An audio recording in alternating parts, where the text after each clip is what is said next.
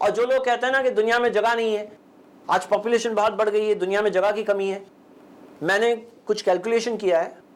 Actually इस ताल्लुक से कर्नाटक में मेरा एक लेक्चर था, वहां पे मैंने कैलकुलेशन किया था, तो महाराष्ट्र की मैं नहीं बता सकता हूं, लेकिन कर्नाटक का कैलकुलेशन किया था। कर्नाटक का जो लैंड एरिया है, आंध्र प्रदेश का लैंड एरिया है, केरला है और तमिलनाडु है, ये 4 स्टेट की लैंड एरिया को अगर मिला दिया जाए और दुनिया की जो पॉपुलेशन है वो पूरी की पूरी पॉपुलेशन अगर ये 4 स्टेट्स में होती, दुनिया के 6 बिलियन जो लोग हैं सबके सब अगर ये 4 स्टेट्स में होते और बाकी दुनिया खाली होती, तो एक एक के हाथ में कितनी स्क्वायर फीट आते मालूम है? एक एक आदमी के हाथ में 40 फीट बाय 40 फीट का प्लॉट आता, और लोग बोलते जगह नहीं है। 40 फीट बाय 40 फीट का प्लॉट, यानी अगर एक घर में अगर 4 लोग हैं तो 4 लोगों के 40 बाय 40 के 4 प्लॉट। हाँ, तो इतनी जगह है दुनिया में और लोग बोलते जगह नहीं है। जगह तो बहुत है, यानी सिर्फ अगर पूरी दुनिया की पॉपुलेशन ये 4 स्टेट में होती तो इतना सारी जगह दुनिया की खाली पड़ी होती फिर, और एक एक के हाथ में इतनी सारी जगह आती। तो ये रिस्क का भी मामला अल्लाह ही है जो देने वाला है, और लोग इस चीज में इंटरफेयर करके बहुत सारे प्रॉब्लम्स दुनिया में क्रिएट करते हैं। ये रजामंदी के ताल्लुक से हमने बात देखी। एक आखिरी बात देखेंगे। एक खरीदने वाला दुकान में आता है, दुकानदार है, खरीदने वाला दुकान में आया, उसने देखा ये कितने का है भाई साहब? बोले 50 रुपए का है। बोले ठीक है, दो, ये लो 50 रुपए लो। ये ग्लास उन्होंने लिया। अब ये ग्लास लेने के बाद जा रहे हैं, दरवाजे तक पहुंचे, बीवी का फोन आया, बीवी ने कहा कि ऐसा करो, क्या ले रहे हो? बोले ग्लास में लेके आ रहा हूं आपको खुश करने के लिए, गिफ्ट। बोले नहीं नहीं नहीं चाहिए। वो वापस आता है दुकानदार के पास, कहता है ऐसा करो, नहीं चाहिए।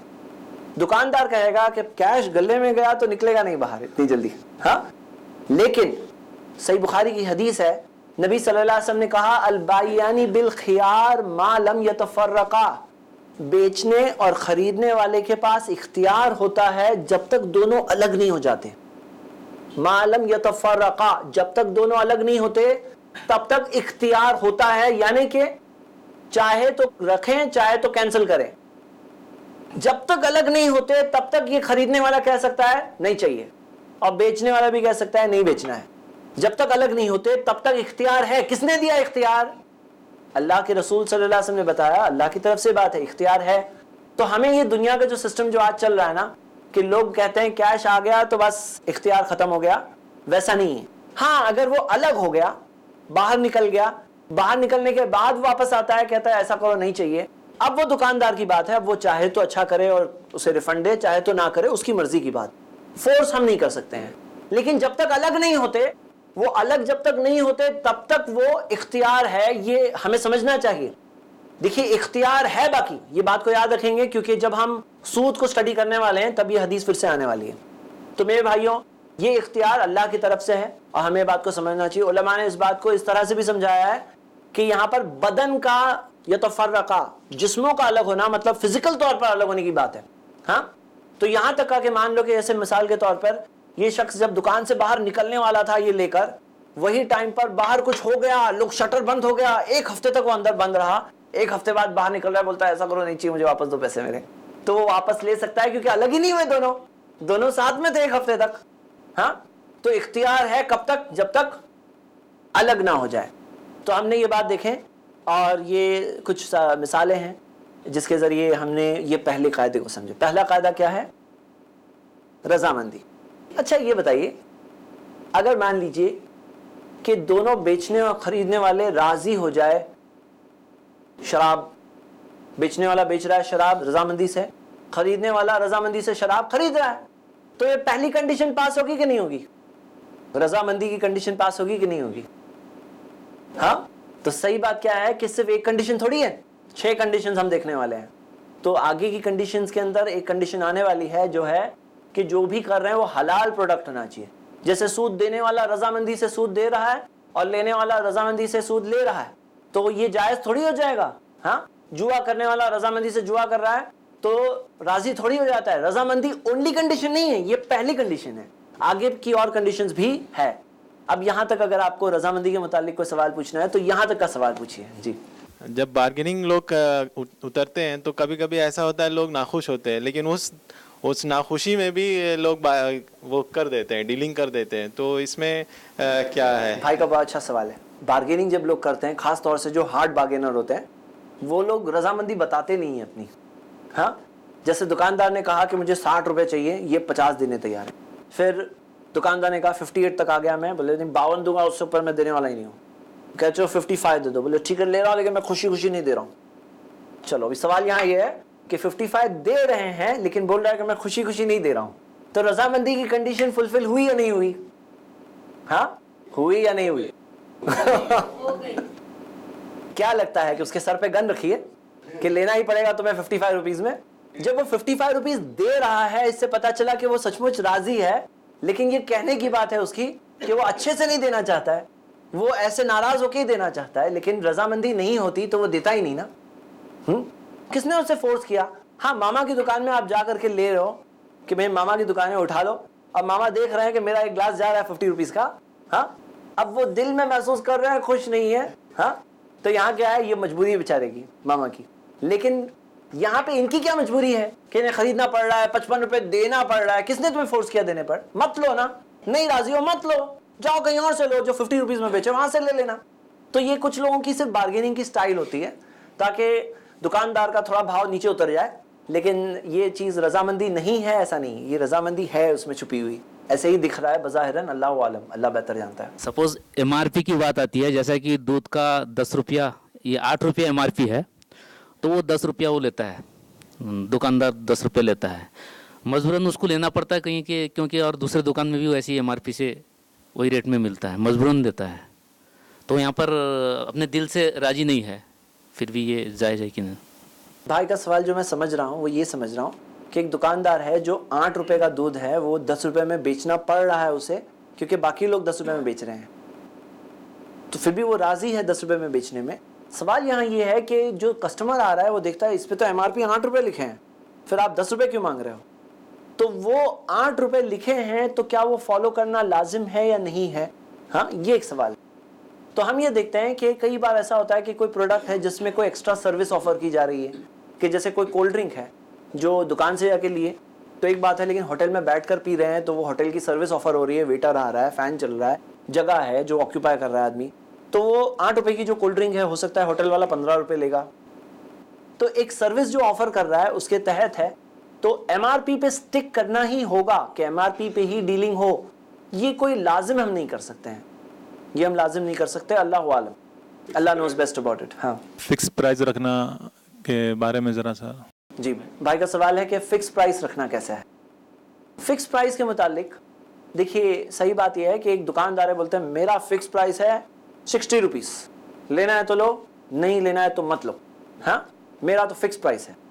ये चीज़ कैसी है? रजामंदी के मातहत देखेंगे तो, रजामंदी के कायदे की रोशनी में देखेंगे तो ऐसे एक फिक्स प्राइस करके डीलिंग करना कैसा है? आप सब बताइए, आपने स्टडी किया अभी इतनी देर से। सही है। राजी है तो लो, नहीं राजी हो तो मत लो, है ना? राजी हो तो लो, नहीं राजी हो तो मत लो, कोई फोर्स नहीं है। रजामंदी की बात यहां पर है। अब इसमें वो हदीस जो हमने देखे जिसमें थोड़ा सा कुछ दिख रहा है, जिसके अंदर आता है कि अल्लाह रहम करे उस शख्स पर जो सहमन इदा बा सहमन इदा इश्तरा, खरीदता है तो थोड़ी नरमी करता है, बेचता है तो भी थोड़ी नरमी करता है। अब ये एक हदीस सामने है, लेकिन इसमें कोई हर्ज नहीं है। बज़ाहिरन जो चीज़ गलत नहीं, उसको हम गलत नहीं कह सकते। हाँ, थोड़ी नरमी करे तो एक बेटर चीज़ है, नबी सल्लल्लाहु अलैहि वसल्लम ने कहा। जैसे मिसाल के तौर पर तहज्जुद की नमाज पढ़ना बेटर है, लेकिन कोई तहज्जुद की नमाज नहीं पढ़ा तो गुनहगार हो गया? नहीं गुनहगार हुआ। तो एक वो चीज़ है जिसके अंदर हम ये देख रहे हैं कि नबी सल्लल्लाहु अलैहि वसल्लम ने कहा अल्लाह उस शख्स पर रहम करे जो नरमी बरतता है बेचते और खरीदते टाइम पर। वो हदीस के मातहत एक बेटर चीज़ से कम लग रहा है, लेकिन नाजायज़ कोई नहीं कह सकता इसे। अल्लाह वालम, अल्लाह नोज बेटर अबाउट इट। जैसे अभी आपने कहा था कि तिजारत जो करता है ताजिर, उसकी लॉस के लिए कोई कंडीशन नहीं है, उसको 10% भी हो सकता है, 20%, 25%। उसी तरह से अगर ताजिर अगर बिजनेस में प्रॉफिट के ताल्लुक से भी कोई लिमिट फिक्स नहीं है उसकी, वो चाहे तो 20%, 100%, इवन 1000% भी मार्जिन हासिल कर सकता है। तो कुछ मेडिसिन ऐसी है इंजेक्शन जिसकी एमआरपी 200 रुपीज़ है, वही कंपनी वही सेम कंटेंट के मॉलिक्यूल के एमआरपी 800 रुपीज़ रखती है, और डॉक्टर को उसमें इख्तियार है चाहे वो 200 रुपीज़ की एमआरपी प्रिस्क्रिप्शन करे पेशेंट के लिए, चाहे तो 800 रुपीज़ एमआरपी वाली प्रिस्क्रिप्शन करे। तो ये जो तनाज़ा है एमआरपी का, एक ही कंटेंट की एक ही मॉलिक्यूल की जो एमआरपी अवेलेबल है 200 रुपीज़ और दूसरी जो है 800, इसमें पेशेंट को पता नहीं है कि यही सेम जो चीज़ मॉलिक्यूल वाली 200 में अवेलेबल है, तो डॉक्टर उसके खुद पर्सनली मफाद के खातिर बनिस्बत 200 प्रिस्क्रिप्शन के वो 800 रुपीज़ की जो MRP वाली मेडिसिन जो है वो गरीब पेशेंट को लगाते हैं। तो क्या इसके अंदर वो जो कंपनी जो बना रही है मेडिसिन और वो डॉक्टर जो प्रिस्क्रिप्शन दे रहे हैं, किस हद तक जायज़ हुआ? जी, जज़ाकल्लाह खैर। भाई ने एक बहुत अहम और कंटेम्प्रेरी क्वेश्चन पूछा है। अक्सर ये होता है डॉक्टर्स को एक पर्टिकुलर कट मिलता है और जो पेशेंट को मालूम नहीं होता है कि डॉक्टर को एक कट मिल रहा है, और एक जो बिलीफ होता है जिसके अंदर पेशेंट को ये पता नहीं होता है कि डॉक्टर कई बार ऐसी दवाएं प्रिस्क्राइब करते हैं जो रियली बहुत नेसेसरी नहीं होती है। डॉक्टर्स चाहते हैं कि एक्स्ट्रा प्रिस्क्राइब कर लें ताकि एक जो केमिस्ट के पास पहुंचेंगे और डॉक्टर का नाम भी नोन होता है, एक अंडरस्टूड बात होती है, उनको कमीशन और किकबैक्स वगैरह जो मेडिकल रिप्रेजेंटेटिव्स वगैरह की तरफ से अलग अलग फॉर्म्स में मिलते रहते हैं। कई बार हम देखते हैं कि ब्लड रिपोर्ट्स में भी ऐसा मामला होता है, और जो टेस्ट जो करने हैं, जो अलग अलग टाइप के स्कैन्स करने हैं, हॉस्पिटल्स के बिल्स होते हैं। तो ये एक कमर्शियलाइज हो गई एक ऐसी इंडस्ट्री जो चीज़ के अंदर ऐसा मामला है कि एक सिंसियरिटी वाली बात होनी चाहिए थी। जो इंडस्ट्री में सिंसियरिटी से काम होना चाहिए था, जहाँ पे एक अमानत की बात है, जहाँ पे एक इंसान ट्रस्ट करता है उस डॉक्टर पर, लेकिन वहाँ पर ये कमर्शियलाइज होने की वजह से जो ये कमीशंस वगैरह की बातें हो जाती है, तो इस वजह से ये एक अलग चीज़ हो जाती है। हम इंशाल्लाह इस चीज़ को डिटेल में कल डिस्कस करेंगे जब ये टॉपिक आएगा।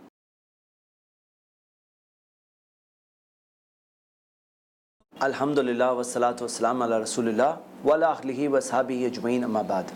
ब्रेक के बाद मैं आप सबका फिर इस्तकबाल करता हूँ। ब्रेक से पहले हम तिजारत के इस्लामी उसूल मौजू के तहत कुछ बातें कर रहे थे, आइए उन बातों को आगे बढ़ाएं। हमने 5वां कायदा कुछ थोड़ा डिटेल में देख चुके हैं। 5वें कायदे के तहत हमने ये देखा कि कोई भी चीज़ जब तक पोजेशन ना हो तब तक उसे बेचना जायज़ नहीं है। उससे जो प्रॉफिट आएगा, नफ़ा आएगा, वो नफ़ा हलाल नहीं होगा, जायज़ नहीं होगा, और इसके मुतालिक कई सारी हदीसें हैं। अब देखिए, कई बार ऐसा होता है ना कि कोई चीज़ आम इल्म में नहीं होती। बहुत सारे लोगों को सूद के बारे में ही नहीं पता है, लेकिन पता चल रहा है आज अल्हम्दुलिल्लाह।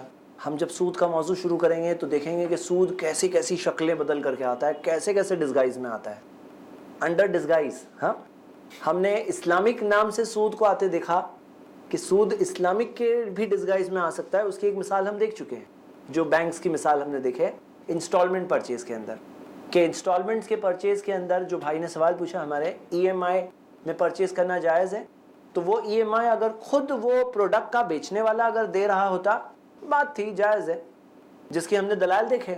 लेकिन जब वो चीज़ बैंक की तरफ से आ रही है तो उसके नाजायज़ होने की दलील हमने देखी। उसकी दलील ये है कि बैंक के पास पोजेशन नहीं। अब यहाँ ब्रदर्स ऐसा मसला है ना कि कभी कोई चीज़ ऐसी होती है जो आम इल्म में नहीं होती, और लोग कई बार कोई चीज़ आम तौर पर नहीं जानते हैं। जब पहली बार पता चलता है तो उसे समझने में कई बार टाइम लगता है। कई बार लोग शक की नज़रों से पहले देखते हैं। तो ख़ुद वेरीफाई करें, हर चीज़ को देखें। और अल्हम्दुलिल्लाह हमारा दीन एक ऐसा दीन है जो प्रूफ वाला दीन है। हर चीज़ क्लियर कट है, दलाइल के साथ है, बिल्कुल साफ़ और क्लियर कट है। नबी सल्लल्लाहु अलैहि वसल्लम ने कहा, लैलुहा का नहारिहा, ये दीन ऐसा दीन है जिसकी रात भी उसके दिन जैसी रोशन है। जैसे रात होती है, रात के अंदर अंधेरा होता है, लेकिन नबी सल्लल्लाहु अलैहि वसल्लम ने कहा इस दीन की रात भी बहुत क्लियर है।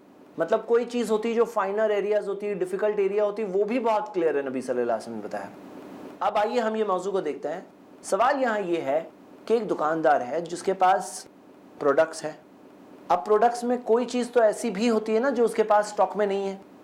अब जो चीज़ स्टॉक में नहीं है, वो चीज़ का कस्टमर आ गया, वो चीज़ का कस्टमर आकर कह रहा है मुझे ये चीज़ चाहिए। तो एक ब्रदर ने ब्रेक के दौरान मुझे सवाल पूछा कि मान लीजिए कि कोई घड़ी का डीलर है। अब किसी ने, कोई कस्टमर आया, वो घड़ी का पर्टिकुलर मॉडल बोल रहा है, बोले मुझे वो मॉडल के 12 पीस चाहिए। अब इस सिचुएशन में अगर उसके पास वो मॉडल नहीं है लेकिन वो चाहता है कि बिजनेस करे, कस्टमर को छोड़ना नहीं चाहिए, जैसा हम कहते हैं कस्टमर को छोड़ना सही बात नहीं है। तो कस्टमर आया है, चल कर आया है, बिजनेस चल कर आया है। अब बिजनेस को ना भी नहीं बोलना चाहिए, लेकिन पोजेशन भी नहीं है। और नबी सल्लल्लाहु अलैहि वसल्लम ने कहा वला रिबहु मालम तज़मन, जब तक जमानत में ना ले लो, जब तक पोजेशन ना ले लो, तो वो जो नफ़ा हो रहा है वो हलाल नहीं है। अब ये शख्स क्या करे? बहुत सारे हलाल ऑप्शंस हैं, बहुत सारी चीज़ें हैं जो अब भी कर सकता है, लेकिन क्या क्या कर सकता है, चलिए अब लिस्ट बनाते हैं। बोलिए। नंबर 1, मोहलत मांग सकता है। मोहलत मांग सकता है। मोहलत मांगने का मतलब कस्टमर ने आया, कहा कि मुझे ये 50 ग्लास चाहिए। 50 ग्लास है नहीं उसके पास। पहली चीज़ क्या कर रहा है कि वो कह सकता है 3 दिन का टाइम दो, 4 दिन का टाइम दो, मैं देता हूँ तुम्हें। अब यहाँ तक ये सेल नहीं हुआ है, देता हूँ ये वादा है। हाँ, कस्टमर की तरफ से भी वादा है, दुकानदार की तरफ से भी वादा है। इसने मोहलत मांगी, 4 दिन बाद कस्टमर आता है, लेकर जाएगा। इसके ऊपर एक काउंटर क्वेश्चन आया है। काउंटर क्वेश्चन ये आया है कि 4 दिन बाद कस्टमर नहीं आया तो मैं तो अटक जाऊंगा ना। मैं 50 ग्लास लेकर आया, कस्टमर आया ही नहीं, अब मैं 50 ग्लास 2 साल तक बेच रहा हूँ, वो कस्टमर आया ही नहीं। ऐसा हो सकता है, तो क्या करें? अगर एडवांस लेंगे तो वो तो ट्रांजैक्शन हो गया, मतलब कि डील हो गया। अब डील ऐसा डील हो गया कि जिसके अंदर डील पोजेशन के बगैर वाला डील हो गया, जो नबी सल्लल्लाहु अलैहि वसल्लम ने कहा ऐसा प्रॉफिट जायज़ नहीं है। ये तो प्रॉब्लम है। इसका सल्यूशन बताओ, हलाल जायज़ सल्यूशन। हलाल ऑप्शन चाहिए हमें, हराम ऑप्शन नहीं चाहिए।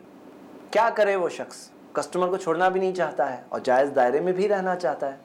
जो ग्लास वगैरह कुछ चाहिए तो उससे सामने वाले से ज़मानत ले ले, कुछ एडवांस इसे कहते हैं ना। ज़मानत यानी चाहे वो पैसे की शक्ल में हो, चाहे वो किसी शख्सियत यानी जो गारंटी के तौर पर उस ज़मानत। सुनिए, अगर सामने वाले को कहा कि तुम किसी की गारंटी दो, अब मिसाल के तौर पर आबिद भाई कस्टमर है, अब्दुल्ला भाई गारंटर है, ठीक है, और आप बेच रहे हैं, सलमान भाई घड़ी बेच रहे हैं, आबिद भाई आकर कह रहे हैं कि मुझे फला फला मॉडल चाहिए।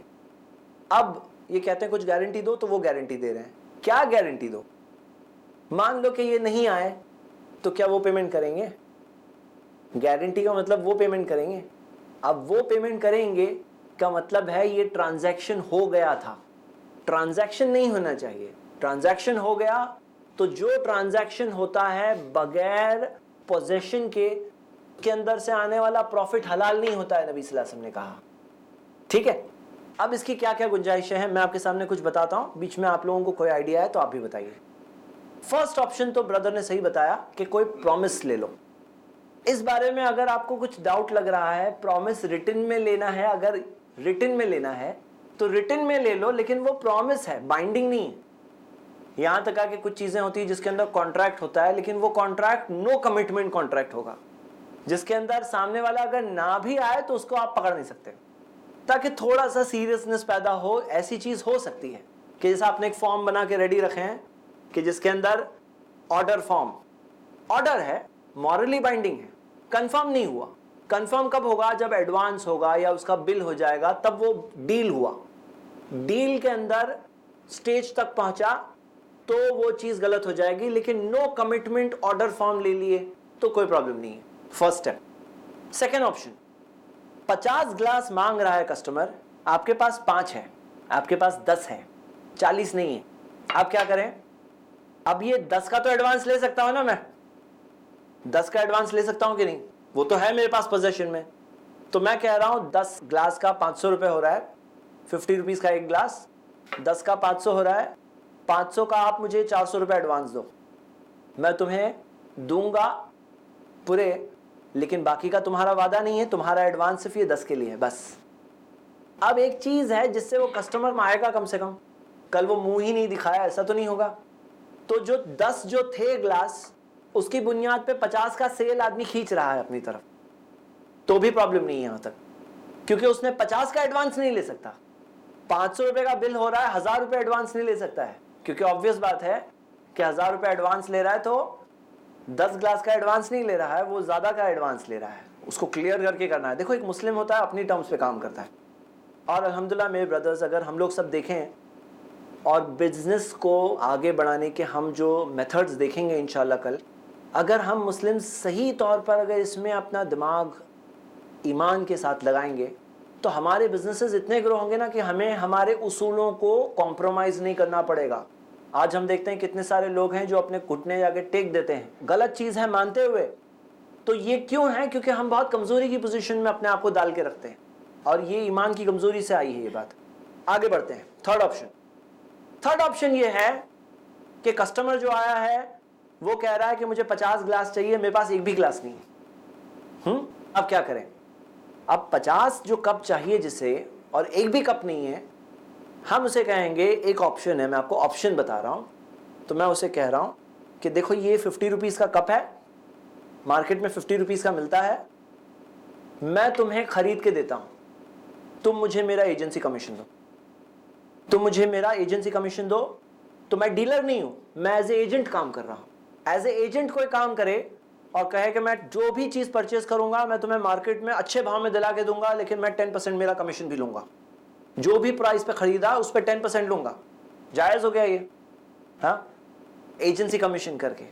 Third option. फोर्थ ऑप्शन ये है कि मान लीजिए मेटल्स के अंदर कई बार ऐसा होता है, जैसे चाचा का भी सवाल था कि मेटल के अंदर डीलिंग करते हैं, अब एक जगह पर सारा मेटल पड़ा हुआ है, वहाँ से दूसरी जगह पोजेशन लो, तो पोजेशन लेना मतलब ट्रक में डलवाना, उतना ज़्यादा कॉस्ट पे करना, वहाँ से ट्रांसपोर्टेशन कराना, वहाँ जाके जो वेयर हाउस होगा वो वेयर हाउस का कॉस्ट देना। अब ये सिचुएशन में क्या करें? ये सिचुएशन में एक ऑप्शन ये है कि थर्ड पार्टी गोडाउन्स होते हैं। थर्ड पार्टी गोडाउन्स होते हैं, जैसे मान लीजिए गवर्नमेंट के गोडाउन्स है या कुछ गवर्नमेंट वेयर हाउस कंपनी का गोडाउन है। थर्ड पार्टी गोडाउन में ये सेलर हैं, हाँ सलमान भाई, ये सेल कर रहे हो मेटल, इनका थर्ड पार्टी गोडाउन में पड़ा हुआ है, इनकी पेमेंट की रिसीट है वहां पर। अब आबिद भाई सलमान भाई से खरीद रहे हैं वो मेटल, बेच नहीं सकते जब तक पोजेशन ना ले लें। पोजेशन कहां है? इनके पर्सनल गोडाउन में नहीं है, थर्ड पार्टी गोडाउन में है। तो जब थर्ड पार्टी गोडाउन में है, वो कहते हैं मैं वहां की रिसीट अपने नाम पे फिरा लेता हूं, मैं उसका पेमेंट कर देता हूं, तो ये इन्होंने पोजेशन ले लिया। अब इनकी तरफ से वो गोडाउन में है, उनकी तरफ से उस गोडाउन में था, अब इनकी तरफ से उस गोडाउन में है। इनकी रिसीट थी तो इनका रिस्क था, इनके ऊपर उस चीज का रिस्क था, जो रिस्क फैक्टर्स होते हैं वो रिस्क इनका था जब तक इनके नाम से रिसीट थी। जब इन्होंने ले लिया और अपने नाम पे रिसीट बनाई, अब रिस्क इनका हो गया। होता क्या है, अगर ये माल इनके गोडाउन में पड़ा रहता और ये बेच रहे हैं तो इनको तो कोई रिस्क हुआ ही नहीं, इन्होंने तो इनके रिस्क पर बेच दिया। इन्होंने जो बेचा तो जो सेलर है उसके रिस्क पर सेकंड परचेजर बेच रहा है। इस्लाम ने इस चीज को मना किया है। एक कायदा है जनरली फिक्र का, अल खराजु बिज़्ज़मान, प्रॉफिट होता है with the risk of loss. जहां पे रिस्क ऑफ लॉस होता है वहां पे प्रॉफिट होता है, बिना रिस्क ऑफ लॉस के प्रॉफिट नहीं होता। आपकी गारंटी पे वो चीज होनी चाहिए, आपने ले लिया तो आपकी गारंटी पे आ गई। फोर्थ ऑप्शन हो गया, ये भी एक फोर्थ ऑप्शन है।